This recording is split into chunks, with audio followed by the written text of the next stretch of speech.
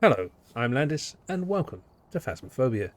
After the relative success of how I like to play in Ghost Watchers, I figured we'd go back to the OG, or the GOAT as you will, and sort of do a quick run to show how I like to play on Phasmophobia. But we'll be doing a few things differently. One, my face is here, and secondly, we'll probably break down a few more of the items. There's a lot of things I wanted to change with that video that I'm going to be changing as we go forward. It's just the devs are in the anti-cheese phase, so every 2 or 3 days they're releasing patches which are negating a lot of the stuff that I do, and finding ways around it is another thing. But we'll get there. We'll go back to that one, and depending on how this does, we'll go through and we'll do other games like Forewarned. I believe I have Ghost Exiles and a couple of other ones, but we'll burn that bridge when we get to it. Tanglewood Professional, again, same idea. We'll pick the easy map and we'll do it on a relatively easy difficulty so we can just speed through. As for gear, I'm not going to put everything in because we don't need everything. We'll take a second dots because 2 dots is useful. A second EMF reader is not going to help us. Don't need flashlights. Ghostwriting book. A second one would give us another photo opportunity, but don't need another spirit box. Another UV is not that useful. Second camera can be helpful, which means we'll want 2 tripods. A thermometer would be nice. A strong flashlight. A sound sensor in case it's an achievement. Smudges are always useful. Sanity pills are good. Salt is good for photo opportunities. So are the cameras. I don't really need a parabolic microphone, but one could be helpful. Again, motion sensor. Don't need 2 lighters. Don't need a head-mounted camera. The glow sticks are useful. The crucifixes, definitely. And candles can be helpful. That's pretty much all I'm going to need. And yes, I can't wait until we actually have this sort of setup where we can put our custom loadouts in. That'd be fantastic. Right, so disclaimer before we get started, I don't do perfect runs. I'm not there to get the most possible amount of money. I'm there to get as much money as I can quickly and get out. And on solo you lose your sanity a lot slower than you would do if you're playing in a group. But again, the way I'm going to do this would fit in with the group. The group just makes it a bit faster. So today we need what? Cleanse the area, goes with the smudge stick, easy. Salt, easy. Hunting with a crucifix I probably won't do because of the time. Alone or everyone doesn't matter. Like if I'm playing in a group, I get a head camera for the benefit of the group. But we are not. So what we will take is a photo camera, because we can take pictures of a door if we see it move, which will give us fingerprints. We'll also need it for the bone and the cursed object. We'll take a torch so we can see. And finally, we will take an EMF so we can make sure we've got the right sort of thing. Now I'll have a quick check and we can see that the breaker's in the garage. You take the key. Normally I'd be doing this a lot faster, but I'm kind of trying to make sure I don't miss anything like I did in the last one. Right, so what we can do is we can hit that, take the car key. Because one thing I like to do is keep the main sort of entranceway lit. So we don't have tarot cards, and you saw we don't have mirror. A lot of open doors because we're on professional, and we will go back and close them. No voodoo doll. Quick scout for the bone. No bone. Right, now we are nice and lit up. I'm going to want to be listening to see if I can hear a door or something get thrown. And we want to see if we can find, obviously, the bone and cursed object. So there's our bone, which we'll get a nice little photo of, and we'll take. Don't have the Ouija board or the summoning circle, which means it's the music box.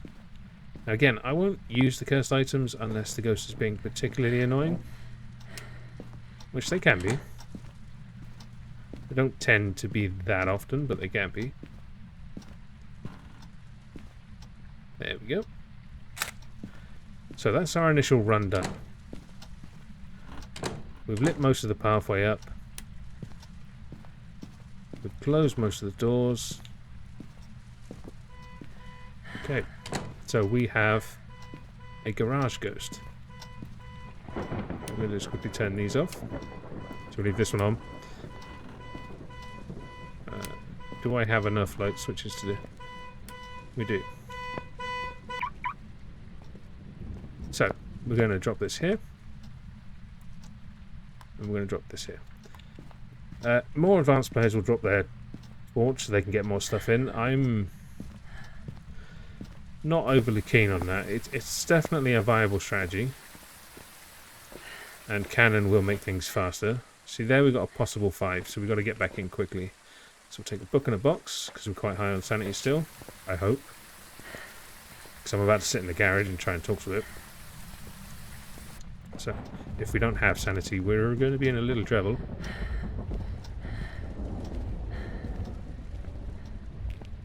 Boom. Okay, definitely a 5. It touched a door.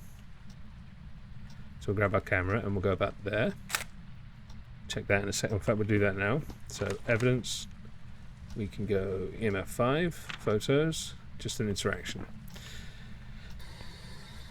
Are you here? How old are you? Are you here? Now, I've done a few laps just saying, how old are you? And are you here? Because these tend to be the most common ones to get answers from my experience. Now, the spirit box can be awkward. It can be a spirit box ghost and it not answer, which is annoying to say the least. You see here it's relatively accurate, and our sanity is barely dropped. So we're just going to take that, and we're going to take that, and we're going to get these guys set up. So if I had dropped the light, I could have taken, say, another book or another dots or the UV. Just have a quick scan since our sanity is so low or so high. It doesn't look like we've got orbs.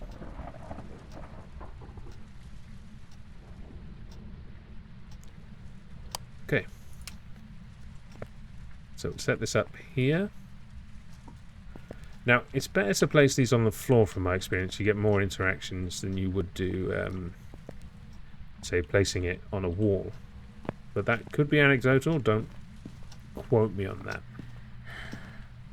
Like, just for me, it feels... Oh, I don't have the camera on me. Another thing to do, which that was a good example of, is when it does a ghost event, it can immediately walk towards you. When it does a hunt, it can't. It stays still for a minute or two. A minute. A second or two. But even then, when you're heading towards a door and a little bugger jumps out like that... Oh! Oh, need to change my pants. Alright, need to turn the camera off in there. So what are our actual options for ghosts at this stage? This is where I'll start to work out if I'm in danger or not. So it feels like an Oni, just because of how angry it is when we're there. Fingerprints could still be an option because of the Obake, and I don't like the idea of the twins or the Raichu, because the Raichu, from my experience, is one of the more, would you say, dangerous ones, because it speeds up around electrical items, and I play with a lot of lights on, as you can probably see. So we're going to just set some more gear up, just because of how active it is. We go to ghosts, go to Oni, we want freezing temperatures and dots. Now we can take the freezing temperatures in. I've not bothered with it initially because it doesn't really help. Oh. It has just occurred to me, which is why I'm going to be quiet now.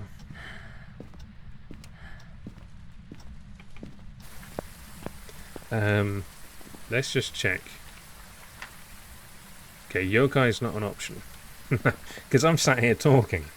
And there's a ghost that actually gets angry at you for talking. So, we can confirm that room two ways. We can smudge. We can salt. We can use the thermometer. We're going to get these in for now. We'll, after that, because this bit is purely based on what I got. Oh, you're a little shit. I don't have my camera again. So we're getting a lot of evidences, which is nice. I say evidences. You know what I mean. Ghost events. See, we're quite low in here, but not low enough. Ooh, I say it could be low enough for freezing. What if it's the adjacent room? Ghost events tend to be fruity.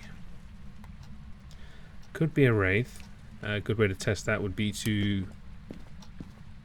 You're a little shit. Turning off all the lights.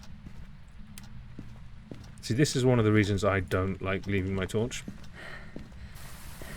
Just because I like the light. The light keeps my sanity dropping a lot slower. See, we're on 70. We're on professional, so we get 30 from the pills. We're by ourselves. There's 4. Boom. Safety. Can't be hunted by any ghosts. Now here, we could sit and we could watch for dots. But I'm not overly interested. We just had a door move and we've got a UV in there. But we'll take that. And we'll take that.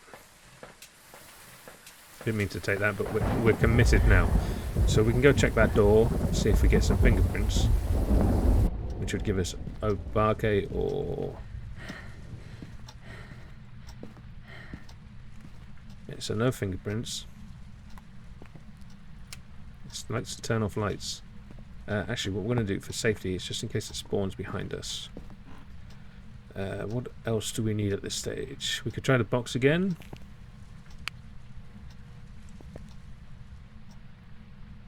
Okay, we are losing temperature fast.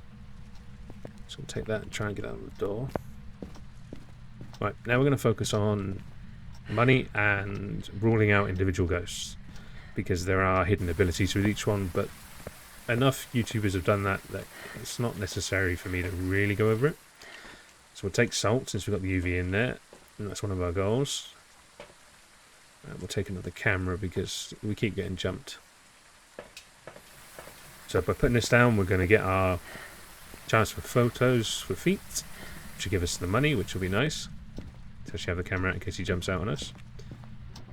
And it will also give us something else. Oh, a chance to see if it is a wraith.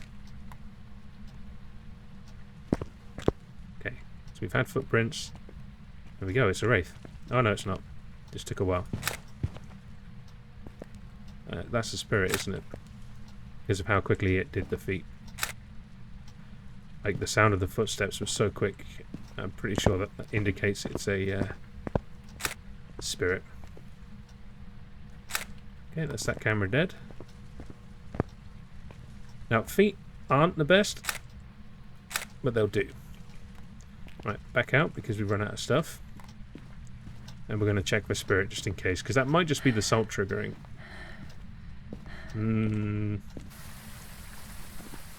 So, we know it's not a wraith. I highly suspect it's a spirit or an Oni.